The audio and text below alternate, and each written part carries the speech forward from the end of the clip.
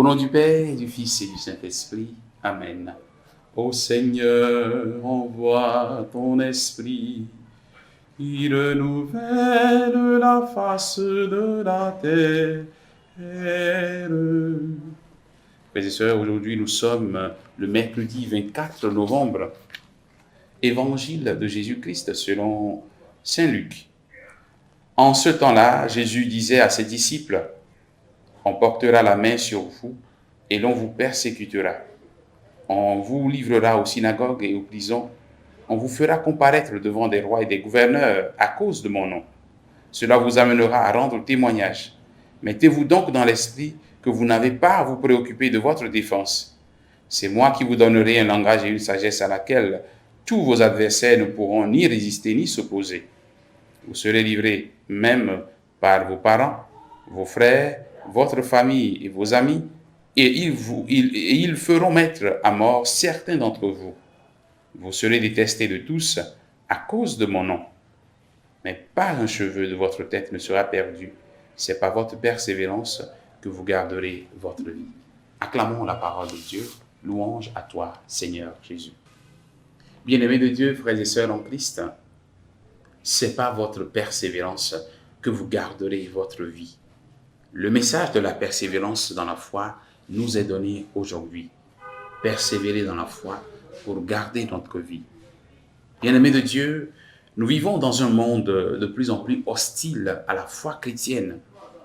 Nous vivons dans un monde qui prend l'Église, qui prend Dieu, qui prend la parole de Dieu comme adversaire, comme ennemi à abattre. Les enseignements de l'Église sont souvent tournés en dérision.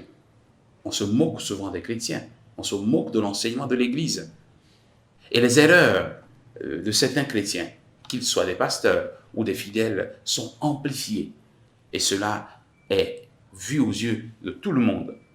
On empêche, dans certains milieux, beaucoup de chrétiens de vivre librement leur foi. Il y a beaucoup de pays dans lesquels aujourd'hui, les chrétiens ne peuvent pas librement se rassembler. Ils doivent se cacher. Ils doivent trouver des moyens pour pouvoir exprimer de façon clandestine leur foi chrétienne. Malheureusement, aujourd'hui, la pandémie de la Covid-19 actuelle dans laquelle nous sommes a donné des élans de totalitarisme à certains gouvernants qui veulent imposer certaines choses. Je prends l'exemple du pass vaccinal que certains gouvernants voudraient imposer avant d'entrer dans les églises. C'est bien dommage. Ce ne sont pas des suppositions, ce sont des réalités que vivent certains chrétiens dans certains pays. Ce ne sont pas des pays lointains, mais des pays africains. Et c'est bien dommage. Les chrétiens, souvent, sont vus dans certains milieux comme des dangers. Des dangers, donc, qu'il faut le plus rapidement possible abattre. Frères et sœurs, le danger est réel et présent dans nos différents milieux de vie. Le danger est réel. Et notre Maître nous met en garde. Nous le savons déjà. Il nous met en garde que le monde sera contre nous. Nous serons persécutés. Nous aurons beaucoup de difficultés. Mais ce n'est pas notre persévérance. Ce n'est pas notre fidélité au Seigneur. Ce n'est pas notre fidélité à la foi et à la parole de Dieu que nous aurons la vie sauve. Le Seigneur aujourd'hui nous appelle donc à persévérer, à ne pas nous décourager, à ne pas baisser les bras face à ces difficultés. Quand je reviens sur l'exemple du pass vaccinal qu'on voudrait imposer dans certains pays, il y a des chrétiens qui disent, mais si c'est le cas, bon, allons rester à la maison, ne venons plus à l'église. C'est bien dommage de penser ainsi.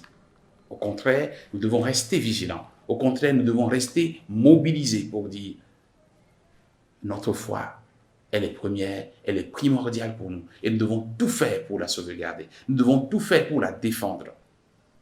Que le Seigneur nous donne la grâce d'une foi qui résiste à toutes les intempéries, à toutes les persécutions, à l'image des tout premiers chrétiens qui ont résisté dans la fidélité au Seigneur, dans la fidélité à sa parole, dans le témoignage de vie de chaque jour.